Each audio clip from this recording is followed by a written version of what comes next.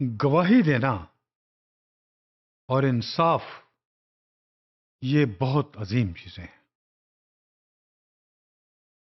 सूरह निसा में तफसील से इसके बारे में रब्बुल इज़्ज़त ने हमें बताया। आयत नंबर 135 में फरमाया, and I read, O you who have believed, be persistently standing firm in justice,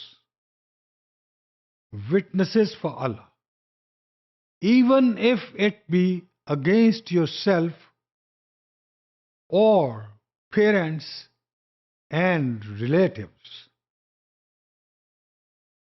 चाहे वो गवाही आपके वालदैन या आपके अजीजों के खिलाफ ही जाती हो, आपको सच बोलना चाहिए और सच्ची गवाही देनी चाहिए। Whether one is rich or poor, Allah is more worthy of both. So follow not personal inclination, lest you not be just.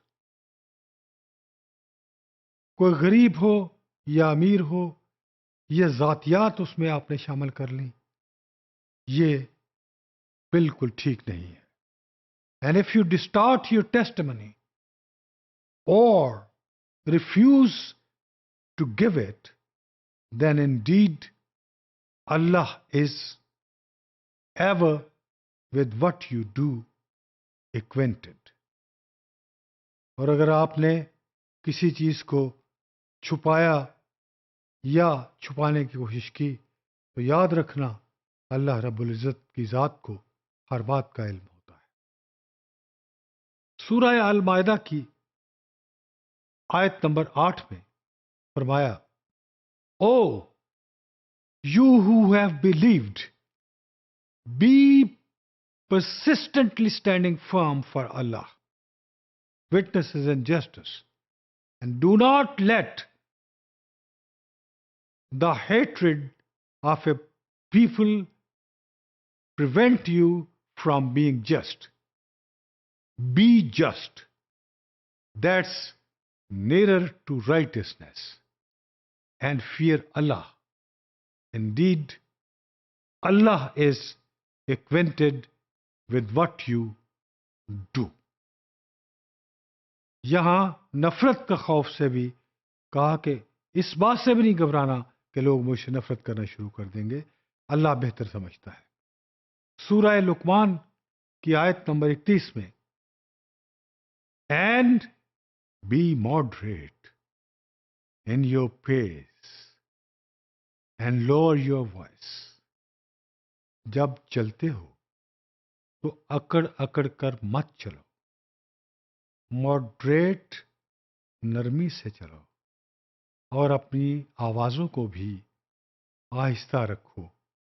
और एक मिसाल भी दी साथ, इंडीड द मोस्ट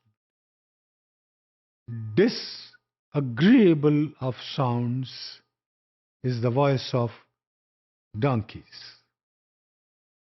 के अपनी आवाजों को इसलिए भी आहिस्ता और धीमा रखा करो।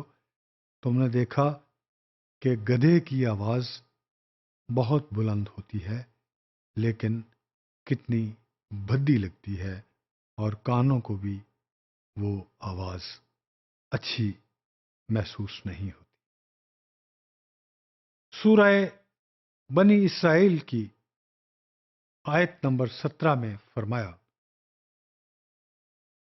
And do not make your hands as chained to your नेक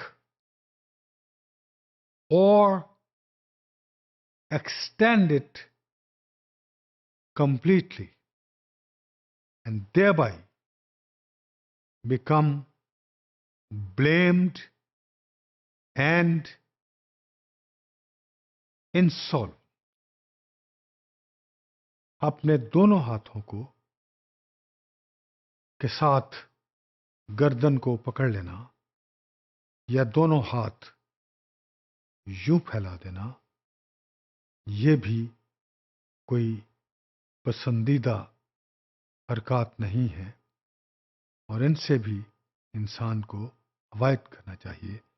यानी हमें गवाही देते वक्त इंसाफ पर कायम रहना चाहिए, चाहे बाद में वो हमारे ही खिलाफ जाए, चाहे कुछ लोगों का तबका हमारे खिलाफ हो जाए।